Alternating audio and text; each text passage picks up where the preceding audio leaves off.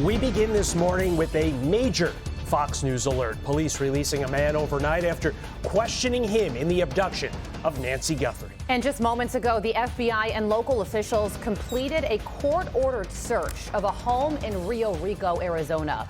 We'll have a live report on that in just a few moments. This all developing after the FBI released this video of an armed man approaching Guthrie's home the night she was taken. So many developments literally in just the last hour. We're going to bring you the very latest for the next 2 hours. You're watching Fox and Friends First here on a Wednesday morning. I'm Todd Pyro. And I'm Carly Shimkus. Matt Finn is live in Rio Rico with the very latest on this investigation. Hi, Matt.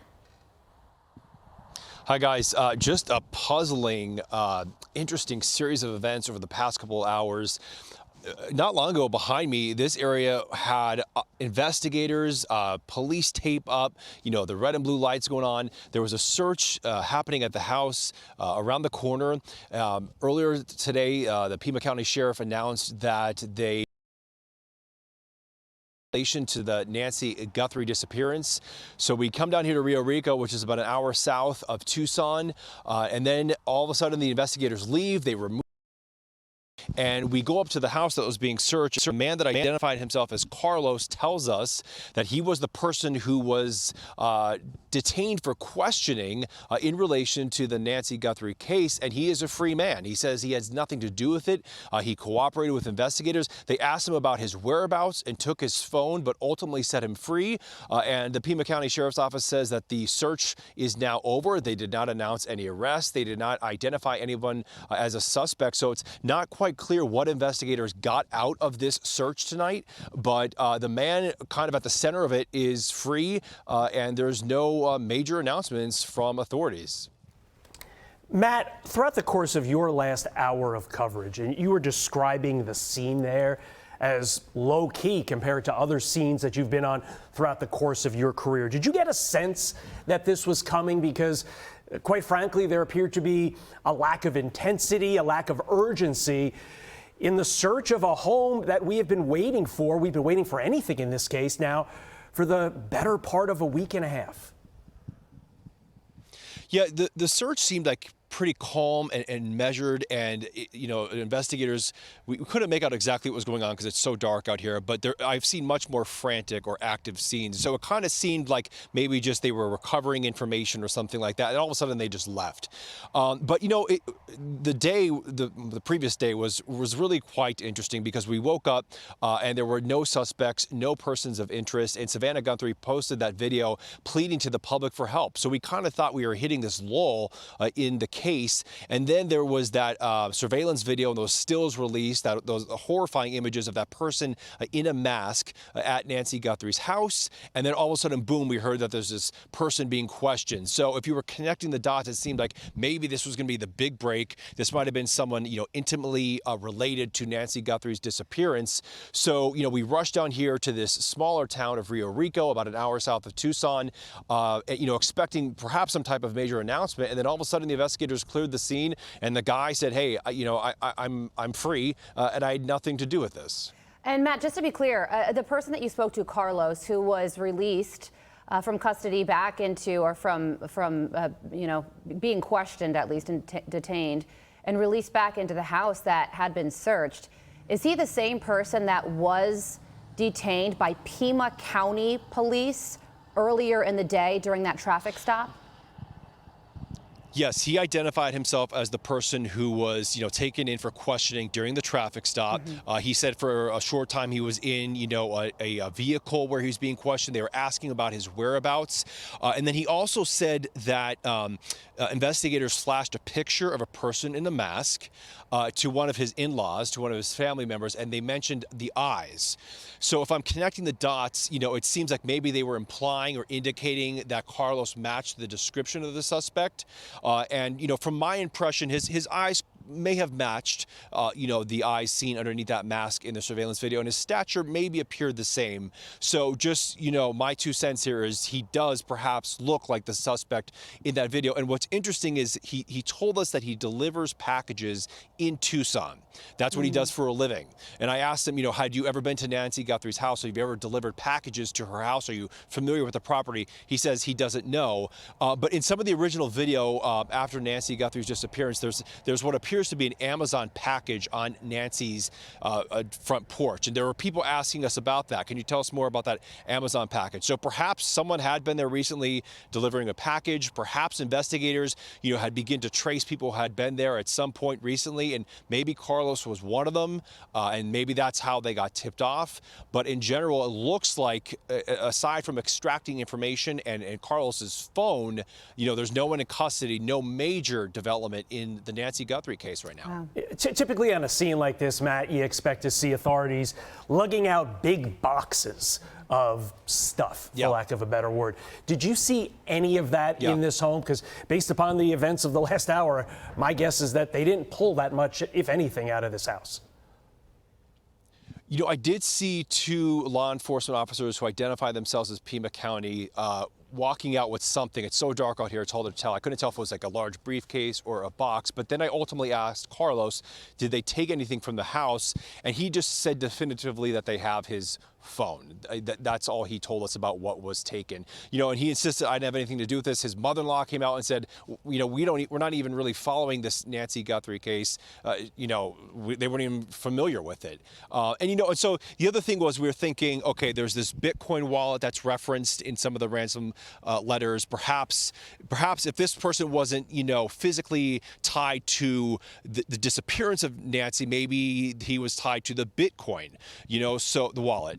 That's still a possibility. They have his phone. Maybe they recovered some other information. But for now, Carlos is a free man. He tells us that he has nothing to do with the Nancy Guthrie disappearance, and he says he actually wants to clear his name. Yeah, if this is, in fact, a dead end and he has nothing to do with this was certainly a jarring evening for him. But we, of course, await more information from officials. Matt, thank you so much for bringing us the very latest. All right, let's bring in former NYPD detective and former FBI Joint Terrorism Task Force member Tom Smith. Tom, react for us what you just heard from Matt, who's in Rio Rico. Yeah, you know what? This happens in these cases, but there is a specific reason why they stopped this individual. And to get a search warrant is not easy. You have to show the reasons for it and the specifics of what you want to search for and where you want to search for. So this wasn't just, okay, let's stop this car because of whatever might have come in. But it might have been as simple as a lead, as a cell tower hit, because he does do deliveries in that area. So they might have just put 2 and 2 together with someone in the lead saying, hey, I know who this is. It could be as simple as that. But the aftermath shows that, this may happen again. This is how leads come in, and this is how investigations roll sometimes. But right now, it's disheartening to the family because they were probably excited last night with the news of this, and then the letdown of it not being him can be traumatic, and hopefully they're getting through this with some help. Yeah, the roller coaster just has to be so horrific to the family right now. But I want to talk investigative strategy with you, and to be abundantly clear, the individual that Matt Finn was reporting on was never officially named a suspect by law enforcement, so I want to be clear with the language there. But would you ever, Tom, in your experience, in your career, release someone after questioning if there was any chance whatsoever that at some point in the future they could become a suspect? No, well, that depends on the questioning and the interrogation that went on in the interview. Because if you're laying everything out, and these are probably seasoned people, detectives and agents and investigators who ran that interview. So it depends on that. If it is a dead end, it's a dead end. You can't really make it up, Todd. So it depends on what was said and the information they have. We're not privy to why and the hows this took place. So we don't know even the questions that went on during that. He could have been an outlying figure of this, of someone saying, hey, he was in the area, he may know something else. So we're not sure of the exact reason this individual was stopped. So that would prompt what would be the questions in an interview. Yeah, and the fact that he was a delivery driver could indicate that they saw his cell phone ping in the area. Maybe he somewhat matched a description. And, you know, it feels like it's a setback, but really law enforcement has to clear everybody. So this is just part of the investigation. And yesterday, there was a huge development with all of these images and footage that was released of a masked person at the front door of Nancy Guthrie's home. We've had a lot of eyeballs on that footage. Give us your assessment, your take on what you saw. Yeah, there's a lot with that video for sure. There's a lot of identifying features that people are going to key on. The backpack, his clothes, his walk, the gloves. There's a lot to go on there. And that's why once this video came out, there were thousands and thousands of leads that came in. And that's the way this is going to work. But this is what you want. You want the public's help in this, because I've said it over and over again for years. The police can't be everywhere, but the public can be. So you want this video out there and as many eyes that can be on it as you can, because that's how this is going to move forward. Let's go back to the home search for a moment. What do you think authorities were looking for in the home? Both obvious, you know, my guess is anything related to Nancy Guthrie, but also non-obvious, Tom. Yeah, I mean, you're looking for the clothing, the clothing that he was wearing, his phone, computers, anything like that. But like I said, Todd, when you're dealing with a search warrants are very specific. You can't just give me a search warrant for this individual's house.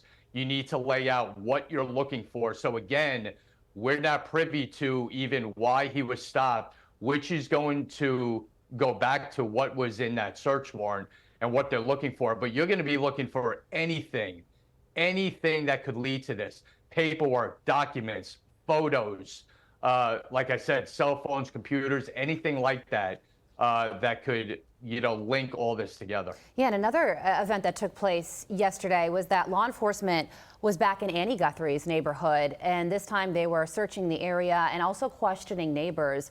Why do you think law enforcement went back to Annie's neighborhood? Well, probably for leads. And you know, you're going back to the first place or the last place she was seen. So you're going to start with there. You're going to interview neighbors. Hey, was there any suspicious cars there that night? Did you hear anything? Was anyone walking around your property? You know, there may be a number of reasons why they're there. And listen, I worked with the FBI for 17 years in JTTF. The FBI doesn't do anything just to do it. They do everything for a reason. And going back to that neighborhood, there's a specific reason why they were there, knocking on doors and asking people, you know, about that night and this investigation. Tom, Kash Patel said on our air that they were looking at persons, plural, of interest. Is that just a figure of speech? You know, we use words and we don't necessarily mean the meaning that connotates it. Or did he mean persons, like more than one person of interest is being looked at right now? Was that deliberate? I think it was. And because of the nature of it, Todd, it is very difficult for one person to kidnap an individual, whether they're 84 years old or 20 years old. It's very hard to do that. So I think he's just making the assumption maybe that there were more than one persons involved in this. But investigation. Until we do, and so far it has not come to pass just yet as we continue to follow the ebb and the flow of this particular case as Nancy Guthrie still remains missing. Tom, thank you so much for joining us this morning. We appreciate your insight and expertise as always. Thanks for having me. I'm Steve Ducey. I'm Brian Kilmeade. And I'm Ainsley Earhart. And click here to subscribe to the Fox News YouTube page to catch our hottest interviews and most compelling analysis.